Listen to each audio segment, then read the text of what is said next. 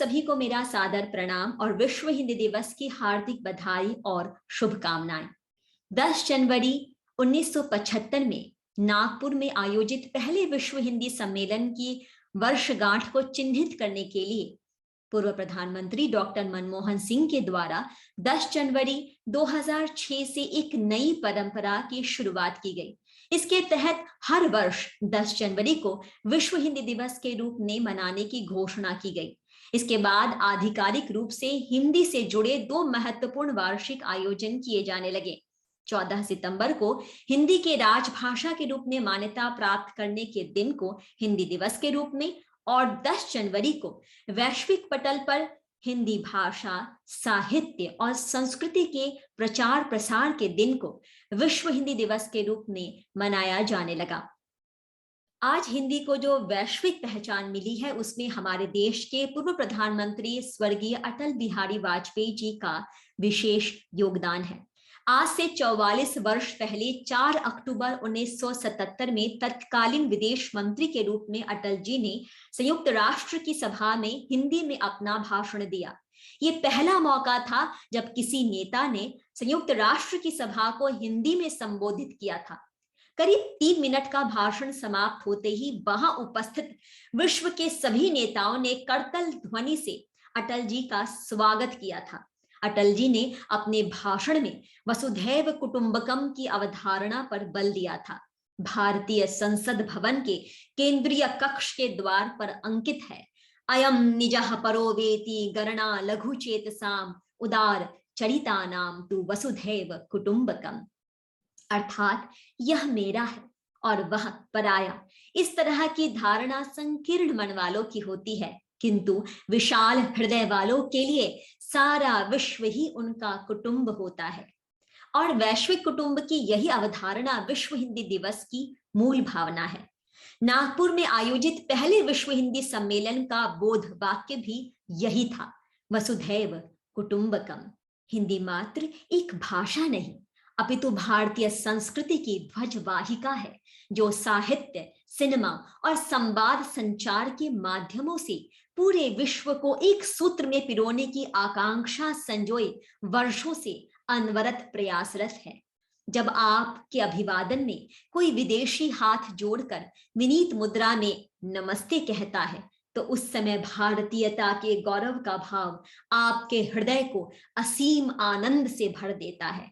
जब आप किसी विदेशी को मानस की चौपाई और गीता के श्लोक उच्चारित करते सुनते हैं, तो आपको भारत की समृद्ध आध्यात्मिक संस्कृति पर गर्व होता है। जब कोई अहिंदी भाषी हिंदी सिनेमा का कोई लोकप्रिय गीत गुनगुनाता है, तो आपको हिंदी के आत्मीय रूप का बोध होता है। जो लोग अंग्रेजी भाषा को हिंदी के शत्रु के रूप में चिन्हित करते हैं, उन्हें इस बात की जानकारी होनी चाहिए कि शत्रुता हिंदी के अनुवांशिकी का अंग ही नहीं। हिंदी का अस्तित्व प्रेम, सौहार्द, उदारता और आत्मीयता के भावों से मिलकर बना है। भारतीय भाषाओं से लेकर आंग्ल भाषा तक हिंदी ने सबको आत्मसात किया है। इसीलिए यदि कोई अपनी अज्ञानतावश हिंदी पर कठिन, जटिल, रूढ़ और समय की दौड़ में पिछड़ने का आरोप मढ़ता है, तो मुझे बहुत कष्ट होता है।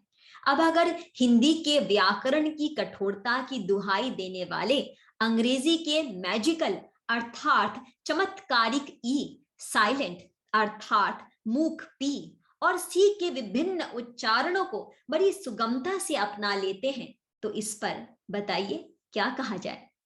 निश्चित रूप से जिसमें आपकी रुचि हो उसकी दुर्गमता भी आपको भाती है, और जिसमें आपकी रुचि ना हो तो उसकी सुगम राह भी एवरेस्ट की चढ़ाई सी दुष्कर प्रतीत होने लगती है। तो भला अपनी रुचि का बोझ भाषा पर डालना कहां तक उचित है। मैंने कई विदेशी भाषियों को धारा प्रवाह हिंदी, संस्कृत, अवधी और अन्य भारतीय भाषाएं बोलते सुना है, जिसे सुनकर सुखद आश्चर्य के साथ आत्मग्लानि का भाव भी जागा कि मैंने क्यों नहीं किसी नई भाषा को इस तरह सीखकर आत्मसात किया। फिर लगा कि जिन भाषाओं की जानकार होने का दंभ पाले हुए हूं, उसके बारे में कितना कुछ सीखना शेष है। तो क्यों ना अपनी चिर परिचित लगने वाली अन्य भारतीय भाषाओं के विषय में जानकारी प्राप्त करूं और उसके उन पहलुओं से अवगत हूं जिनसे अब तक अनभिज्ञ हूं। हिंदी मात्र एक भाषा नहीं, अपितु मेरी आत्मा का वह स्वर है जो मुझे परिभाषित करता है। एक भारतीय होने के नाते, एक हिंदी भाषी होने के नाते मैं गर्व से कह सकती हूं कि हिंदी वैश्विक भाषा बनने के समस्त गुणों और लक्षणों से युक्त एक समृद्ध भाषा है। थाई, जर्मन, जापानी समेत कई विदेशी भाषाओं की संस्कृत निष्ठ तत्सम शब्दावली वाली हिंदी से साम्यता है। और ऐसा हम नहीं, अपितु कई भाषा सीख रहे विदेशी छात्र और विद्वान भी कह रहे हैं। आवश्यकता है भारतवासियों और विश्व भर में प्रवास कर रहे समस्त भारतवंशियों के एकजुट होकर हिंदी की भाषिक क्षमता पर विश्वास करने की और उसे अपने दैनिक जीवन और व्यवहार में आत्मसात कर उसे उसका प्रयोग करने की। मैं भारत के वर्तमान प्रधानमंत्री श्री नरेंद्र मोदी जी का यहाँ विशेष रूप से उल्लेख करना चाहूंगी कि जिन्होंने एक बार पुनः वैश्विक पटल पर हिंदी को सम्मान दिलाने में अत्यंत महत्वपूर्ण भूमिका निभाई है। जब वे वैश्विक समुदाय को हिंदी में संबोधित करते हैं तो हम सभी भारतवंशियों को असीम गर्व की अनुभूति होती है। भाषा संस्कृति का अभिन्न अंग है और यदि हम अपनी भाषा के प्रति गर्व और सम्मान का भाव नहीं रखते तो हम अपनी संस्कृति का अनादर करते हैं। और विश्वास कीजिए कि अपनी संस्कृति, अपनी भाषा के बिना हम प्रवासी भारतवंशी अपनी पहचान की विशिष्टता का विसर्जन कर देते हैं। जिन तथाकथित अंग्रेजीदा लोगों को हिंदी बोलने में हीनता का भाव लगता है, उनकी जुबान पर भी मैंने पंडित, गुरु, जंगल, जुगाड़ जैसे हिंदी के शब्द चिपके हुए अक्सर सुना है। हिंदी हम सबके जीवन में कुछ इस तरह रची बसी है जिसे चाहकर भी हम अपने आप से अलग नहीं कर सकते। संभव है कि आप किसी बहुराष्ट्रीय कंपनी में कार्यरत हो जहां कामकाज की भाषा अंग्रेजी हो।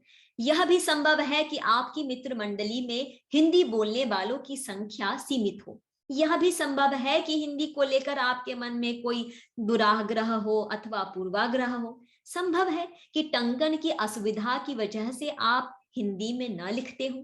संभव है कि अब आपकी सोच भी हिंदी से परे किसी अन्य भाषा में अपना स्वरूप लेती हो।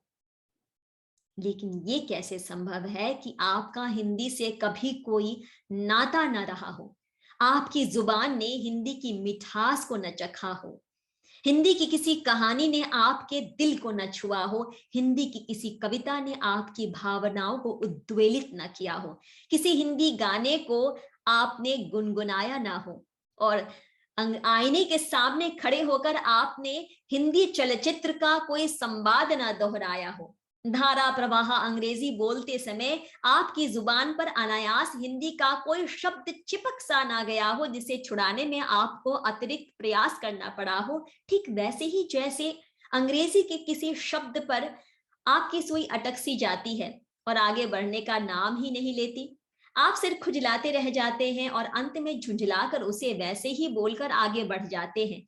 यही है भाषा की सुंदरता, जो गंगा यमुना की तरह मिल जाती है और सह अस्तित्व को परिभाषित करती है।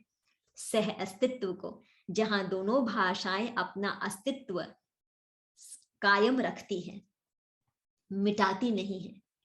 आप नीर का विवेक लिए राजहंस की भांति चुगते रहिए भाषाओं को, लेकिन भाषाएं फिर भी मिलती रहेंगी और जल प्रवाह सी आगे गतिमान होती रहेंगी, क्योंकि यही उसकी मूल प्रवृत्ति है, उसकी पहचान और उसका उद्देश्य भी। किंतु हम इतना प्रयास तो अवश्य कर सकते हैं कि इस गतिमान प्रवाह, इस गतिमान धारा को में हम शुद्धिकरण का प्रयास करते रहें, भाषाओं की खिचड़ी न बनने दें, भाषाओं के सह अस्तित्व पर बल दें। हवाई हो या हावड़ा, टोक्यो हो या टोरंटो, दरभंगा हो या दुबई, शोलापुर हो या सिंगापुर, सिडनी हो या सिवान, विश्व के हर कोने में हिंदी अपने सच्चे सिपाहियों और वाहकों के माध्यम से फलती फूलती जा रही है। और कोरोना काल में होने वाली इन आभासी अंतर्राष्ट्रीय गोष्ठियों, संगोष्ठियों और आयोजनों ने हिंदी के प्रचार प्रसार में जिस महती भूमिका का निर्वहन किया है, उसे भला कौन नकार सकता है। तो हिंदी विश्व भर में फैले अपने हिंदी प्रेमियों, हिंदी सेवियों, साहित्य साधकों और संस्कृति संवर्धकों की बदौलत इसी तरह फलती फूलती रहे हिंदी के भविष्य के प्रति आश्वस्त भी हूं और आशान्वित भी। जाते जाते हिंदी के प्रति अपनी काव्यात्मक उद्गार साझा करती चल रही हूं। मां भारती के भाल पे बिंदी बन के शोभती, संस्कृत और संस्कृति के तार को है जोड़ती, शब्द शब्द भाव भर के रस मधुर सा घोलती, ये हिंदी हिंदुस्तान के मन की बात बोलती, ये हिंदी हिंदुस्तान के मन की बात बोलती। जय हिंद, जय हिंदी। आप सबको एक बार पुनः विश्व हिंदी दिवस की हार्दिक बधाई और शुभकामनाएं। धन्यवाद। हिंदी है हम।